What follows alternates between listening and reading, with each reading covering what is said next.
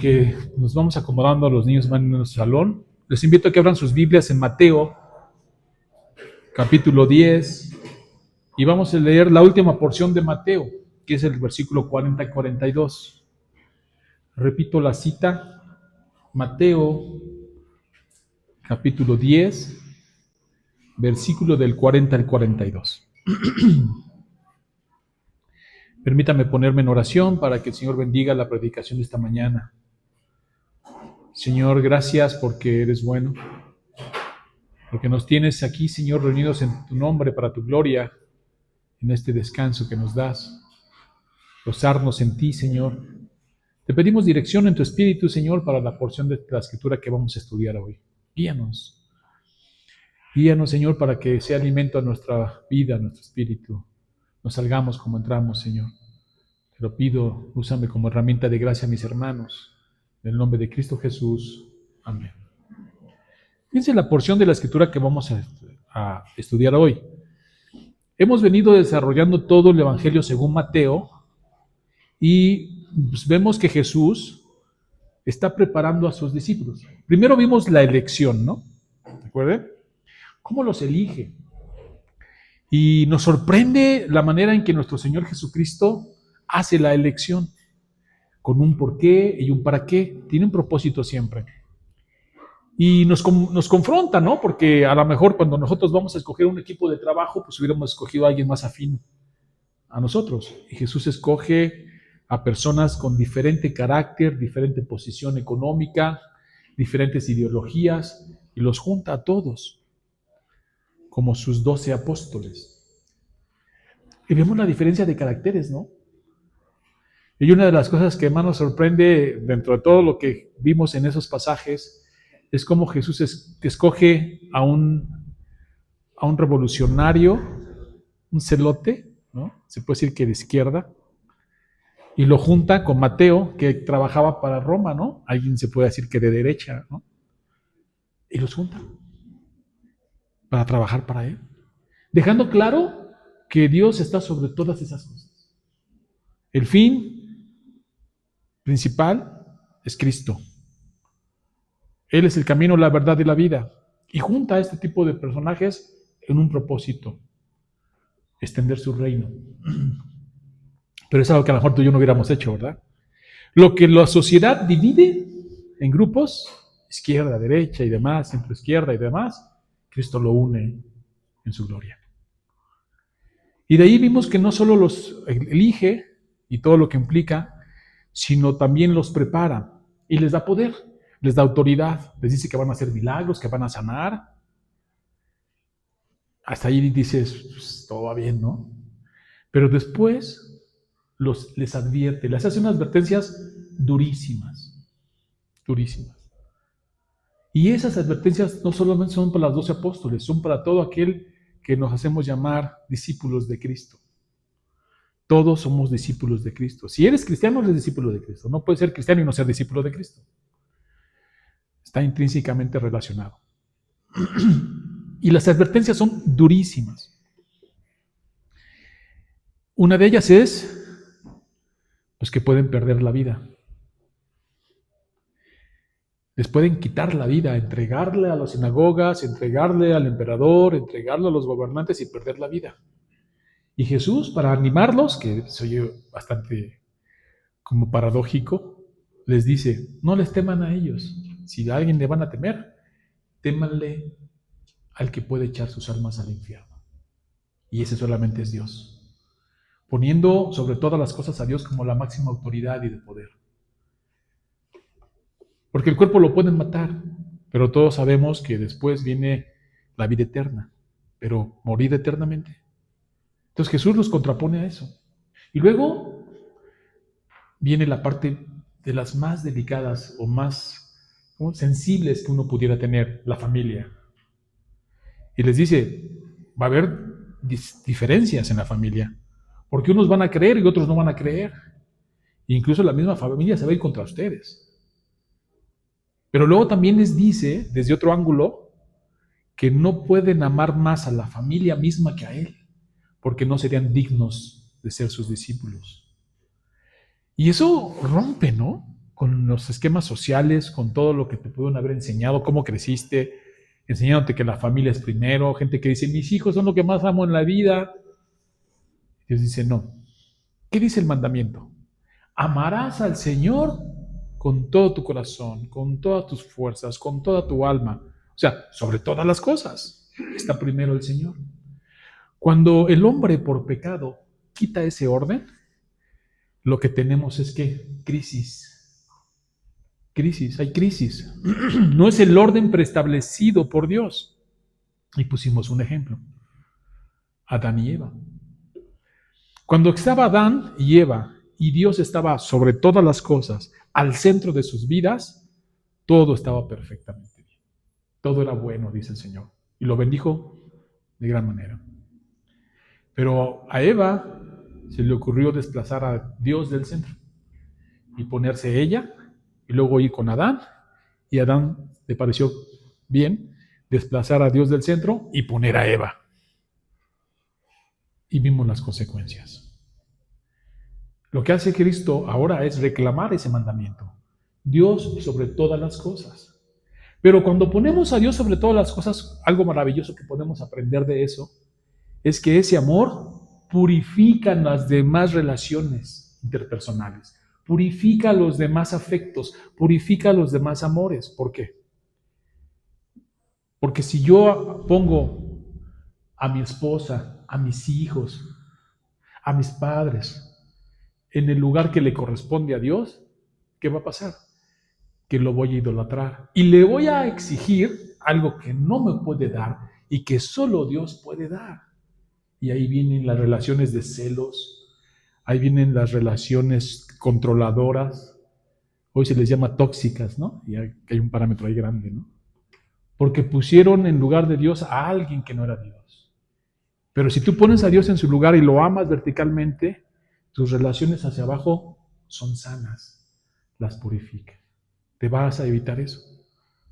Lo vas a poner en su justa medida. Yo no puedo esperar de mi esposa algo que no me puede dar, que solo Dios me puede dar. Si se la pongo allí, es tóxico. Pero pongo a Dios, amo a Dios, y ese amor vertical lo vierto horizontalmente, hay bendición. Entonces Jesús va preparándolos incluso para ese quiebre, ¿no? De llegar inclusive a intentar o querer poner a alguien antes que a Dios. Y la bendición que es no hacerlo. Bendice mucho. Recuerdo cuando Sara llamó a Abraham Señor. Y cuando se enseña eso en la femenil, o a las mujeres que dicen, no, ¿cómo le voy a decir a mi esposo Señor? No. Lo que Sara estaba haciendo era poner a Dios en primer lugar. Y en él a respetar a su esposo. Nosotros amamos al Señor y en él amamos a nuestras esposas. Ese es el orden correcto. Y tiene todo sentido. Después de todas estas advertencias que Jesús da, que ponen la piel chinita, ¿no? Porque cuando tú vienes a la iglesia, lo que esperas recibir es poder, autoridad, tú puedes, tú vas, tú declaras, todo ese tipo de cosas, si no es así. Lo que la Biblia nos enseña, primero nos prepara al sufrimiento. Tienes que estar dispuesto no solo a vivir por Cristo, sino a morir por Él. Segundo, tienes que vivir en Cristo y para Cristo. Porque ese es el fin principal del hombre, ¿no? Darle la gloria a Dios y gozarnos de Él. Una vez que hemos entendido esto, Jesús lo que hace ahora les va a dar también consuelo, porque no todo es como, pues, rechazo, ¿no? Y también los prepara para el rechazo, porque les dice, los van a rechazar. Imagínate que tú puedas tener el poder de la autoridad de sanar a alguien y ese alguien te rechace, ¿no? Pero les enseña que el rechazo no es fracaso, es parte del plan de Dios. Va a haber unos que quieran y otros que no, y Él lo va a ir separando. A ellos lo que les pide, ¿qué es? Ser fieles. Eso es lo que nos pide el Señor a nosotros, que seamos fieles a Él. Pero nosotros lo confundimos. Entonces, ahora Jesús, en este texto que vamos a estudiar, fíjense lo que les dice a sus discípulos, muy interesante. Les va a dar palabras de alientos, pero lo vamos a dividir en dos líneas de pensamiento. Vamos a leer primero el texto. El que a vosotros recibe, a mí recibe. A mí me recibe. Y el que me recibe a mí, recibe al que me envió. ¿Quién lo envió? Al Padre. El que recibe al que me envió, al profeta, recibe a Cristo. Y el que recibe a Cristo, ¿a quién recibe? Al Padre. ¿Pueden verlo? ¡Wow! Maravilloso, ¿no? El que recibe a un profeta, por cuanto es profeta, recompensa de profeta recibirá. El que recibe a un justo, por cuanto es justo, recompensa de justo recibirá. Y cualquiera que dé a uno de estos pequeñitos, un vaso de agua fría solamente, por cuanto es discípulo, de cierto os digo que no perderá su recompensa. Muy importante ahí cómo lo recibe el discípulo, qué es lo que le quiere enseñar Jesús, al decirle que hay recompensas para los que lo reciban. Entonces, va a haber dos líneas de pensamiento. Uno, ¿qué están sintiendo los discípulos, los apóstoles a los que les está dando la enseñanza? Y la bendición hacia el de afuera, que es la recompensa, ¿no? Es una misma recompensa con Dios, con dos formas de gracia de Dios. La misma recompensa. Esta recompensa, al que recibe al profeta, bendice al que lo recibe, pero también bendice al profeta. Y ahorita vamos a ver por qué. La misma recompensa. Les dice primero las advertencias. Los van a rechazar, los van a entregar, va a haber incluso problemas familiares y los alienta y les advierte que deben de amarlo sobre todas las cosas. Por un lado trae confrontación y por otro lado bendición, como ya lo vimos. Ahora los anima diciendo que el que recibe a ellos, lo recibe a él, y el que lo recibe a él, recibe al que lo envió, que es el Padre. Y que hay un grado de recompensa en ello. El principio es el mismo. El que recibe a uno de ellos, recibe a Cristo, y el que recibe a Cristo, recibe al Padre. Ese es el fundamento, ese es el principio. Y que cualquier cosa que hagan por uno de ellos será tomada en cuenta por el Señor. Aún lo mínimo como dar un vaso de agua, el Señor lo toma en cuenta. Partiendo de este principio, vemos tres tipos de recibimientos a quienes le pertenecen y a cada uno le corresponde una recompensa, ¿no? Ok, el profeta primero. Ok, fíjense qué interesante. Les dice, el que recibe a un profeta, me recibe a mí y recibe al que me envió, y recompensa de profeta tendrá. Wow, ¿qué nos está diciendo Jesús aquí? En este sentido, Jesús se centra más en la parte espiritual, en relación al mensaje. Un profeta era alguien que hablaba por él. En esa condición, el que lo recibe deja ver la condición espiritual en la que está, porque recibir a un profeta, que era un personaje públicamente reconocido, tenía implicaciones sociales y religiosas. Esto enmarcaría una situación de riesgo para la persona. Al recibirlo, nos indica que esta persona ha sido bendecida espiritualmente para asumir ese riesgo y de tal manera pues va a recibir esa recompensa. ¿Por qué? Miren, en la época de Jesús, recuerden que ya se está extendiendo el Evangelio y los judíos de la época de Jesús rechazaban a Jesús porque ponía en riesgo su parte económica, su parte política y su parte social. Estaba en riesgo, Jesús ponía en riesgo todo eso. ¿Por qué? Pues porque ellos se ganaban dinero con el Evangelio y él decía, no, dáselo a los pobres. Como que no les gustaba. Y la otra era, pues él hablaba de amar, perdonar y tenía autoridad. Para alguien que tenía un rango eclesiástico alto, ponía en riesgo eso. Y así vemos cómo, de alguna manera, pues los seguidores de Jesús eran rechazados, perseguidos. Entonces, cuando llegaba uno, les dice, van a ir, van a predicar, los van a recibir. O sea, eso ya da aliento, ¿no? Ya no solamente los van a rechazar, sino también va a haber quien los reciba. Y si los recibe, cuando ustedes están en calidad de profeta, de estar predicando el evangelio, de estar proclamando las verdades del reino, de estar dando las buenas nuevas, ese alguien, uno, su condición espiritual ha cambiado. Porque, ¿qué tendría que pasar? Imagínate que yo llego a tu casa y te toco. Le vengo a presentar el Evangelio y todos en tu casa son católicos romanos, ¿no? Para dar una idea más o menos. Entonces, no, protesta. Yo llegué a ver hojitas que pegaban afuera de las puertas que decían, no aceptamos propaganda protestante. ¿Nunca les tocó? ¿No? No aceptamos propaganda protestante. Pero tú sientes el llamado dentro de ti y nos abres. Pásenle. ¿Te imaginas tus vecinos con sus cámaras ocultas, así, de 2 ojos? Ah, ya lo recibió el vecino. Y nos recibes y tú estás expuesta al Evangelio y lo recibes el Evangelio. ¿Qué conlleva para ti? Para el que recibe. 1, rechazo.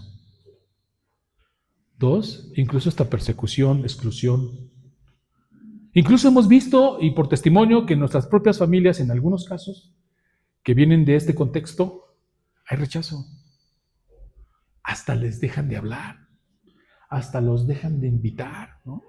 Entonces dice Cristo, si te reciben como calidad, y acá era bien interesante, porque no solamente era de que te hablo y no te hablo, ¿eh? O sea, tenía implicaciones sociales, económicas, te podía pegar, ¿no? Hablando del contexto de Jesús, porque si nos adelantamos un poquito más al al segundo siglo, los cristianos eran pobres porque los rechazaban de todos los lados. Entonces, ¿qué implicaciones tenía? Dice Jesús, pues primero que te van a recibir, qué alivio, ¿no? Sí va a haber alguien que nos reciba así. Vamos a predicar y sí va a haber quien nos rechace, pero sí va a haber quien nos reciba. Por un lado vemos la bendición al profeta, al discípulo. Nosotros, hoy que tenemos Escuelita Bíblica de Vacaciones, sabemos que habrá quien nos reciba cuando repartimos los volantes, cuando repartimos la información. Hay gente muy amable y hay gente grosera, ¿no? No. O ves y tiran el papelito, ¿no? Tiran el volantito. Ay, no estoy recogiéndolos para que no se vea feo. No importa. Habrá quien sí, habrá quien no, les dice Jesús. Pero el que sí, ya tiene una condición espiritual diferente, porque está asumiendo un riesgo. Con todo lo que implica. Por eso dice que va a recibir recompensa como profeta. Esto trae 2 líneas de bendición de la gracia de Dios de la misma recompensa.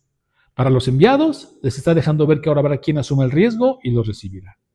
Allí podrán ver la fidelidad de Dios a través de las personas. No todo será rechazo. Y es una bendición. Fíjense, cuando vamos a algunos lados a veces a predicar, cuando vamos a lo de Zapatitos, que vamos a la zona Mazagua, a la zona Otomí, y nos ha tocado que vas en un grupo de ir a repartir y predicar, ¿no? Y yo he estado en esos grupos, no siempre estoy ahí, pero he estado. Y cuando vas, pues recibes de todo, ¿no? Creo que nada salió un perro ahí, no, así, yo más decía, Señor, ¿no? De todo hay. Pero es una bendición que sepas que el Señor obrará y es fiel. Y en medio de todo eso, el Señor va a abrir los corazones. Como cuando le dijo a Pablo, predica en Corinto, la ciudad de Corinto. Y casi lo matan a Pablo, ahí lo persiguieron, etcétera, ¿no? Pero Jesús le dijo, ahí tengo mucho pueblo. Se quedó 1.5 años más. Con todo lo que implicaba. Qué bendición, ¿no? Que podamos saber que el Señor obra, que el Señor reina, que el Señor gobierna.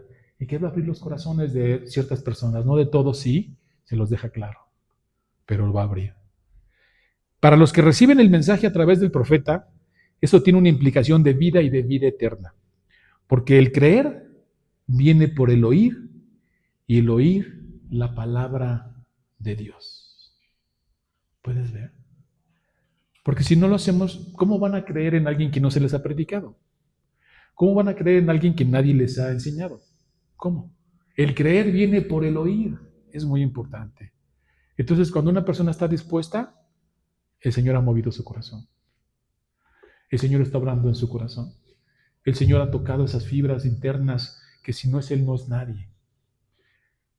¿Cómo es posible que alguien que no le interese Cristo de repente tenga una necesidad de Cristo? Es el Señor obrando en su corazón. El que recibe al profeta recibe a Cristo y el que recibe a Cristo recibe al Padre. De ahí el Señor va a hablar de otra recompensa, con el mismo principio. Lo reciben a Él. El justo, dice.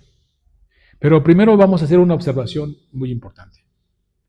Mientras que el profeta enfatiza al enviado con un mensaje de Dios, el justo enfatiza a la persona cuyo carácter y vida reflejan a Dios. Podría ser que Jesús no esté hablando de dos grupos completamente distintos, sino usando dos títulos conocidos. El profeta presenta el ministerio, el justo presenta la encarnación del Evangelio, su vida.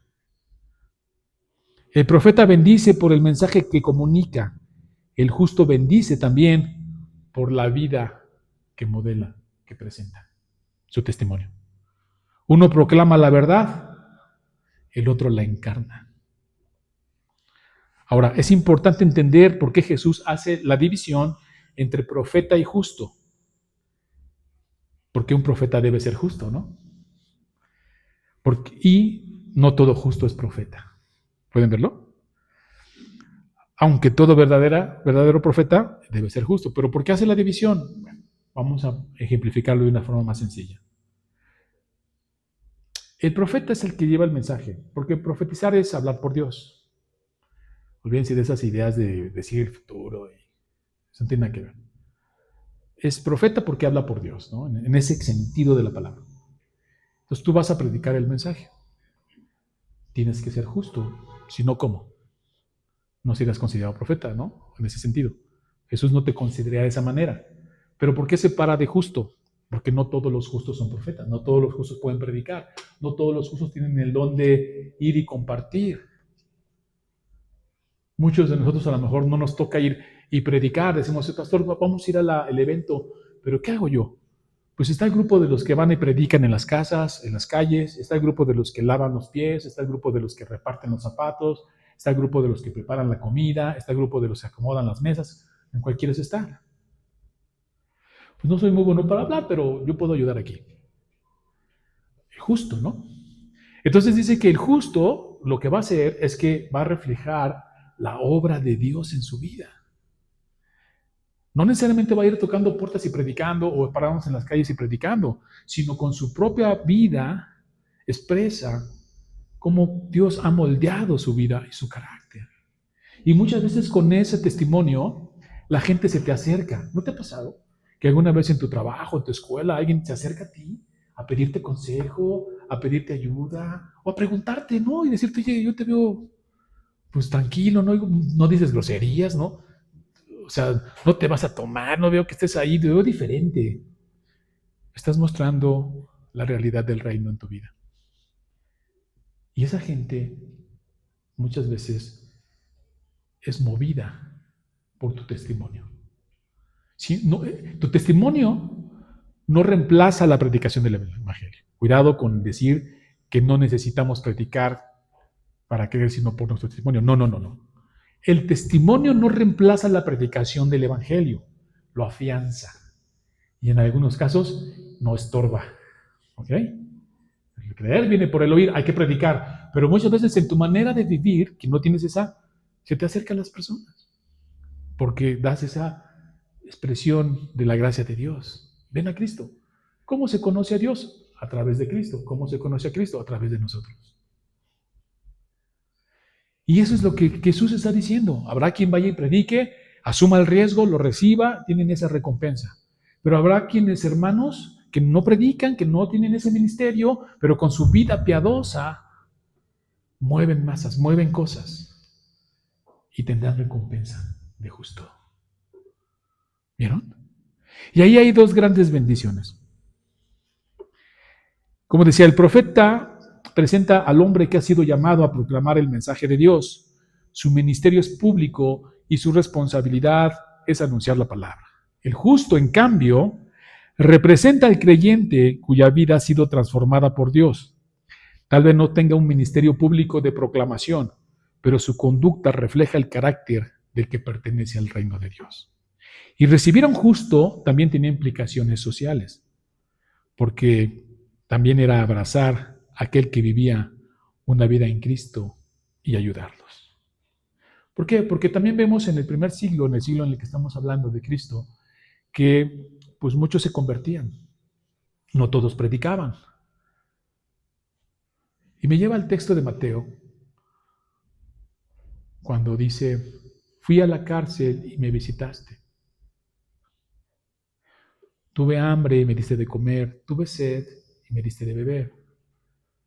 Tiene una conexión directa, aunque están en dos contextos, por supuesto, pero una conexión directa en cuanto a recibirlo a Él, recibir a Cristo. Es lo mismo. Pero hablando del justo, ¿qué quería decir esto? Y a veces hay malinterpretado decir que, pues vamos a las cárceles a predicar, ¿no? Porque ahí dice que si visitaste a uno de la cárcel, es como si visitaras a Cristo. No. Es sacarlo de contexto. Jesús llama hermanos a los que están en la cárcel, porque en el contexto de Jesús, predicar el evangelio te mandaban a la cárcel. Y de ahí al Coliseo a ser devorado por leones. Entonces imagínate que tú dices, vamos a visitar, ¿no? Al que está ahí en la cárcel. ¿Y por qué está detenido? Por cristiano. Y te animas y vas. ¿Qué implicaciones tenía? Agárrenlo, también es cristiano, ¿no? Recibir a un justo también socialmente en la época de Jesús tenía implicaciones. Estás del lado de ellos. También tú ya eres aleluyo, ¿no? O sea, también dice, recibirás recompensa de justo. Había ese tipo de implicaciones. Y lo decíamos en uno de los sermones de este relato que estamos hablando de Mateo 10. En la escuela, ¿cómo te va en la escuela? Se pone buena, ¿no? Y luego si vas a una escuela de monjas o una escuela de sacerdotes, ¿no? Y tienes que decir que eres cristiano. ¿Cómo te va? No, sí, pastor, somos cristianos. ¿Y a tus amigos alrededor? Está hablando de este contexto. No está en peligro tu vida. En el contexto de Jesús, sí. Arriesgabas tu vida, arriesgabas tu economía, arriesgabas tu posición inclusive social. Por eso Jesús da recompensas. Ahora, ¿cómo se siente el justo?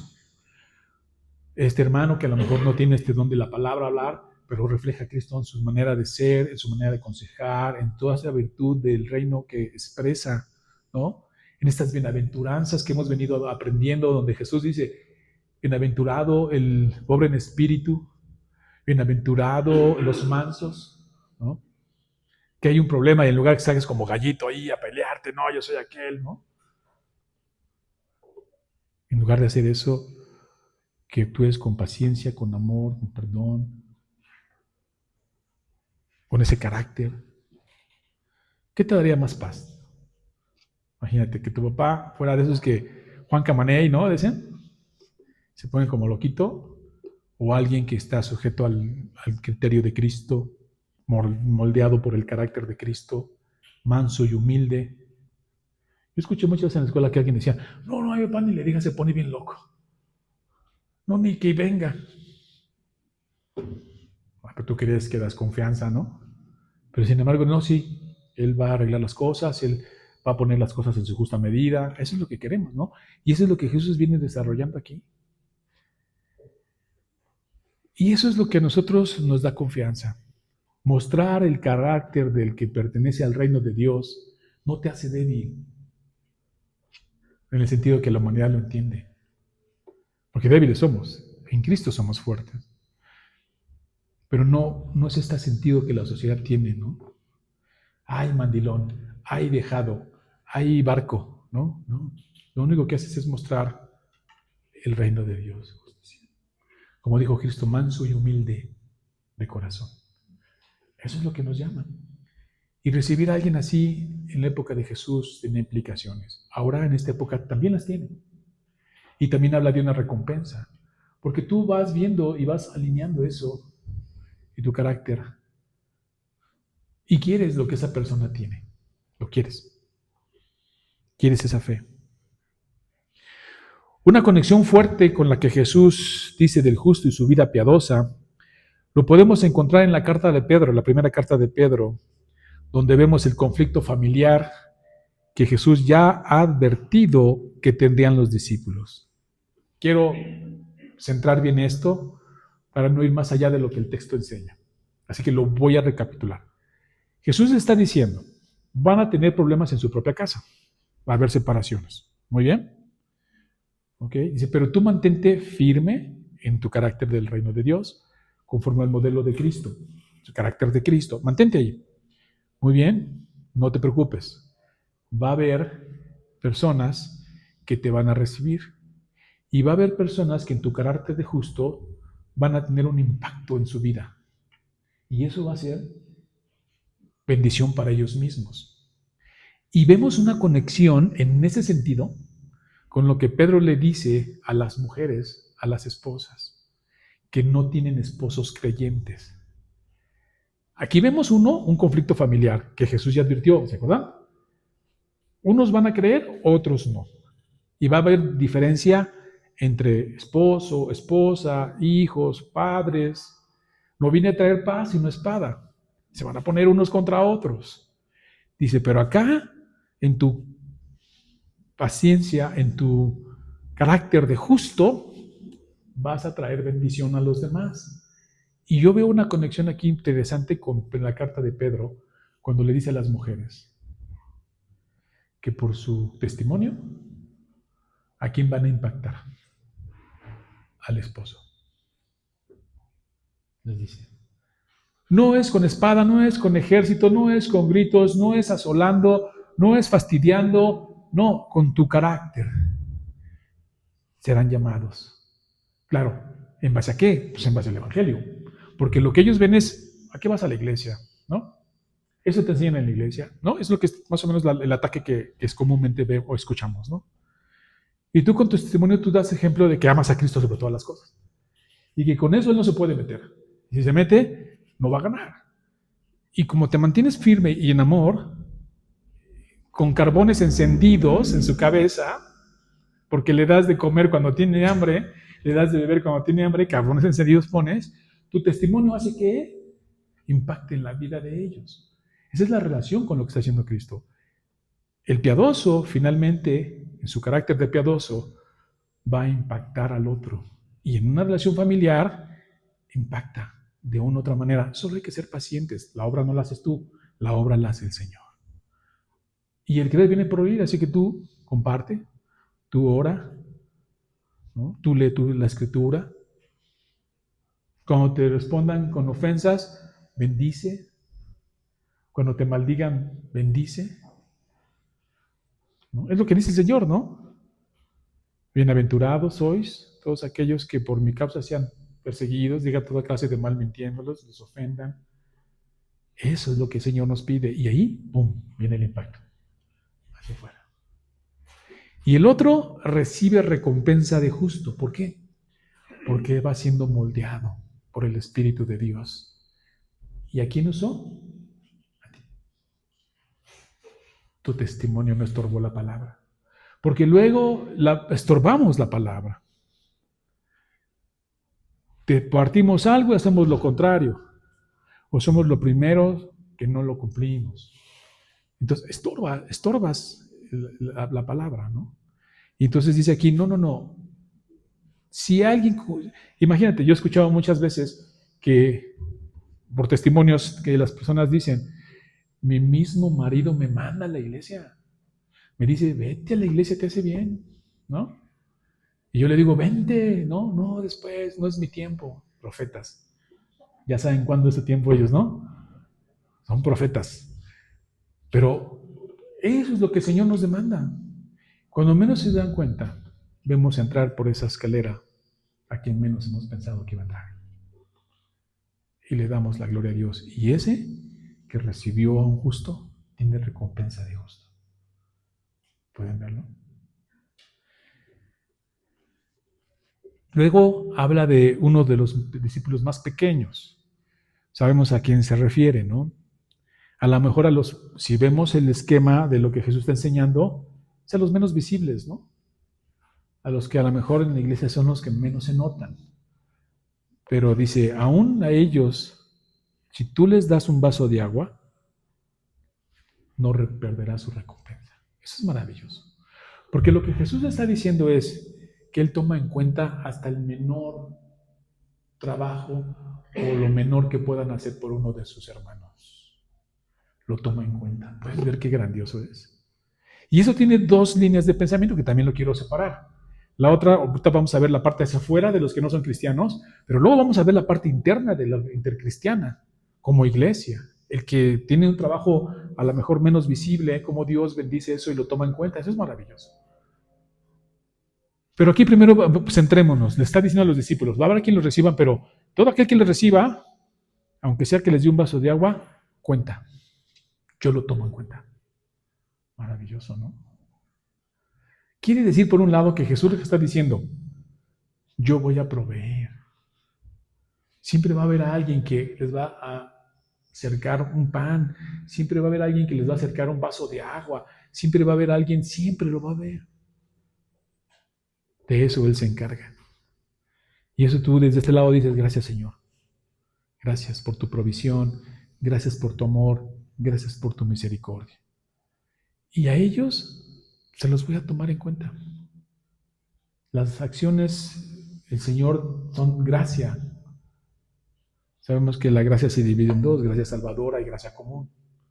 Dios, a través de su gracia común, que hace llover a justos e injustos, sale el sol a buenos y malos, porque Él es bueno, está diciendo que va a ser fiel. Va a haber providencia de Dios y siempre no te va a faltar ni un vaso de agua. Va a estar allí. Y Él tendrá también una recompensa. Dios lo toma en cuenta. Y eso es bendición. Porque muchas veces cuando estamos en el ministerio, pensamos que se trata nada más de lo que se ve, de lo grande, de lo vistoso. No, no, no, no, no, no. Ya Jesús dijo que no iba a caer un pajarito muerto sin que el Padre fuera con él. Que nunca un cabello de tu cabeza está contado.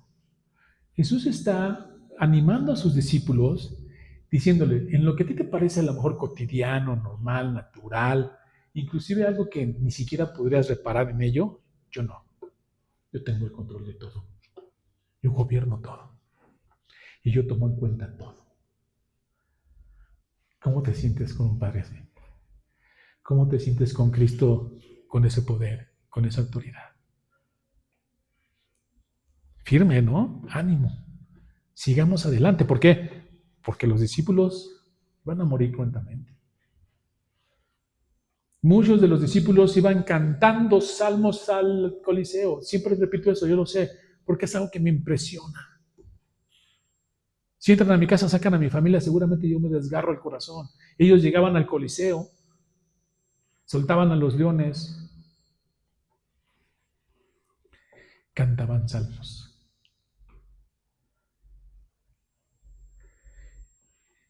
Y Jesús nos dice, yo tengo el control de todas las cosas.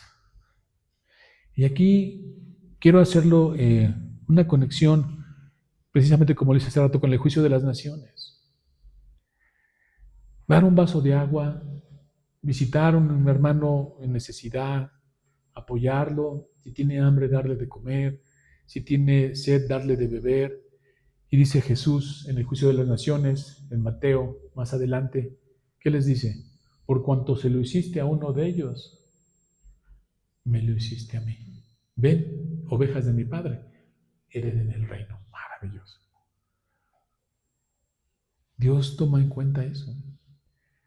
Y ve cómo a veces lo mínimo que tú puedas hacer, porque a veces decimos, bueno, hermanos, vamos venimos ahorita trabajando en la escuela bíblica de vacaciones, ahí está lo de las despensas permanentes para los hermanos que tienen necesidad, y a veces tú puedes sentir que no tienes y que no hay, ¿no? Lo mínimo, Dios lo ve. A lo mejor acá nosotros como personas se nos olvida, se nos va, se nos pasa, no lo observamos, no lo notamos, pero el Señor sí lo ve. Ve la disposición de tu corazón. Ve la intención de tu corazón. Él lo toma en cuenta. Y es hermoso porque vemos palabra tras palabra en las Escrituras cómo el Señor nos alienta a mantenernos firmes. Somos sus embajadores. Leíamos y cantábamos hoy que somos embajadores de Cristo. Y eso es lo que está haciendo con cada uno de sus apóstoles y con cada uno de sus discípulos y contigo y conmigo. Somos embajadores. Vamos y llevamos en nombre de Cristo, representamos a Cristo, el Evangelio, las buenas nuevas. ¿Cómo eres tú como embajador de Cristo? Y esa es una pregunta que hay que contestarse personalmente. ¿Cómo es que tú reflejas a Cristo en tu vida? Desde lo interior hasta lo exterior. ¿Cómo eres? ¿Cómo somos? ¿Cómo presentamos a Cristo? ¿Cómo somos de embajadores? ¿Damos la gloria a Dios en todo nombre? ¿O el nombre de Cristo es vituperiado por nuestro testimonio? Terrible, ¿no? Y esto de embajadores me encanta porque todavía hoy tenemos un modelo como país, ¿no? Que hay embajadores. Y luego te enteras quién es el embajador y dices, de verdad, ¿no? Como premios, ¿verdad? ¿No? Aquí se habla de encarnar el Evangelio. De que cuando la gente nos vea, vea a Cristo. ¿Podemos? ¿Estás dispuesto? ¿Estás preparado para que en el Señor ames más a Cristo que a todo lo demás? Para estar dispuesto a... Siempre hago esto y hoy lo voy a hacer, no me puedo contener. ¿Quién está dispuesto a dar su vida por Cristo? Yo estoy seguro que todos levantarían la mano. Yo, ¿qué les digo siempre? Pues empiecen por llegar temprano, ¿no? ¿O no? Porque así somos, ¿no? No, sí, yo doy mi vida por Cristo, pastor, vamos, sí, sí. ¿Y por qué no llegaste temprano? Es como ilógico, ¿no? A veces dices, sí, daré mi vida, ¿no? O como lo vimos en el sermón pasado, que decimos, yo amo a Cristo, a Dios sobre todas las cosas. Ah, pero no me toques a mis hijos, ¿no? Ah, eso sí, no, eso sí, no, eso sí. Esos ni te metas, o que si te metes con ellos, acabo. Hasta se me olvida que somos hermanos, ¿no? Estamos pues puestos, ¿no? Aquí el Señor dice, a ver, un corazón limpio. Bienaventurados los de corazón limpio. No quiere decir que limpio con jabón, blanquito, no. Que no haya dos preferencias en tu corazón, una sola, el Señor. Y de ahí que emane hacia todo lo demás. Y eso trae bendición por sí mismo. La iglesia, vamos a hacer una aplicación a la iglesia. La iglesia, ya que Jesús da enseñanzas a sus discípulos, hablando con sus discípulos, ¿cómo es esto de las recompensas en la iglesia? A través de los ministerios. Hermano, el Señor ha dado dones y talentos. A lo mejor no eres el que va a predicar, a lo mejor no eres el que va a enseñar. A lo mejor tu vida justa y piadosa es la que va a bendecir a los demás en la comunidad. A lo mejor este pequeño hermano que parece pues que no es muy popular, no se ve mucho en la iglesia, pero su servicio de limpieza, su servicio de acomodar sillas, su servicio de limpiar los platos, su servicio de orar todas las noches, el Señor lo ve. Porque a veces nos contabilizamos, ¿no? Lo que se ve y lo que no se ve, y lo grande o chico. El Señor ve lo mínimo de ese servicio en los ministerios. Por lo tanto, podemos concluir que no hay ministerio mayor ni ministerio menor. Servicio es un servicio. Claro, tiene connotaciones unos de enseñanza, que es importante, de servicio, que también es uno y otro. Nunca se deben hacer sombra ni nunca se deben de obstaculizar, que Dios es un Dios de orden. Pero todo servicio es tomado en cuenta por el Señor. Así que cuando nos invitan en la iglesia a participar de un ministerio, levanta la mano. El Señor ve la intención de tu corazón. Ah, es que a mí nada me tocó estar aquí parada así en la entrada. Hermano, bienvenido al reino de Dios, participas de él, ¿no? Ahora, ¿quiénes nos vemos más? Pues los que estamos aquí al frente, predicamos, ¿no? Los que enseñamos. Y tú dices, ay, si ellos se ven más. No, es que te digo una cosa. Al que mucho se le da, mucho se le demandará. Y no te estoy desanimando, ¿eh? Nada más te estoy poniendo las cosas en la justa medida. Al que mucho se le da, mucho se le demandará. Así que eso conlleva también, pues, obligaciones y compromisos con el Señor. Pero Jesús cierra este pasaje de la Escritura precisamente animando a sus discípulos de esta manera. Porque si regresamos atrás en todas las predicaciones que hemos visto de este capítulo, ha sido fuerte, ha sido duro, pero todo lleva a tener a Cristo como nuestro mayor tesoro. Y uno se pregunta, ¿qué tenían estos hermanos que literal dieron su vida por Cristo? Literal. Espada, algunos los cortaron a la mitad, otros los quemaron vivos. ¿Qué tenían esa fe? Tenían a Cristo como su mayor tesoro. Pero esto trae en sí mismo una bendición inmediata, porque no todo se ve, fíjense bien. Sí, por supuesto, siempre estamos pensando en eterno, ¿no? ¿Qué sigue después de la muerte? No, pues la vida eterna, la vida en Cristo, para Cristo, estar allí con Él gobernando, todo lo que implica, ¿no? Pero trae bendiciones ahorita, inmediatas. ¿Qué pasa en un hogar que está Cristo al centro? No es una cuestión escatológica que en el final de los tiempos va a haber bendición, sí lo va a haber, ¿no? El Señor va a pagar cada quien conforme a sus obras. Pero en ese momento ya hay bendición, hermanos. Un hogar regido por Cristo al centro, en amor a Él, bendice a toda la familia, ordena todas las cosas.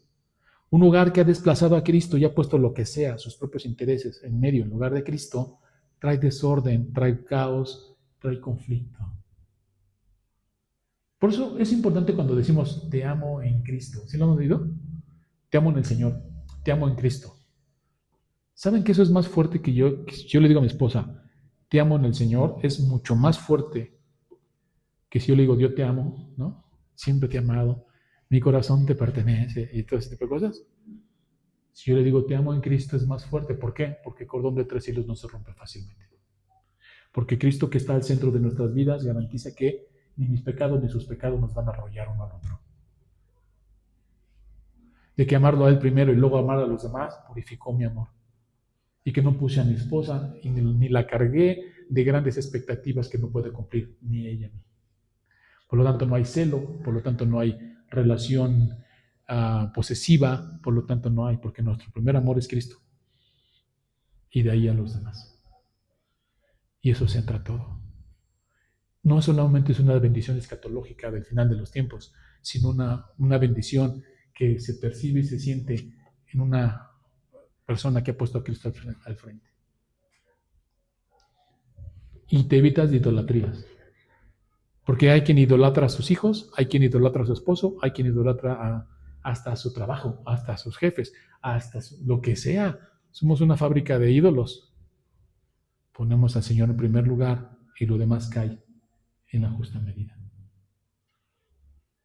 Eso es lo que nos invita el Señor como sus discípulos, a cada uno de nosotros. Es una enseñanza que está allí en las Escrituras para que nosotros la hagamos propia. No se trata del vecino, no se trata del lado. No se trata de que digas, ay, cómo no vino hoy mi esposo, ¿no? Ay, cómo no vino hoy mi hermano. Le hubiera quedado bien el sermón, ¿no? No es para ti. Es para cada uno. Que la palabra sea viva y eficaz en nosotros y que podamos realmente, pues, desnudarnos ante la Escritura y saber si hay algo allí que está estorbando el lugar de Cristo, que está usurpando el trono de Dios. Si hay algo ahí, pídele a Dios que te lo quite, deséchalo.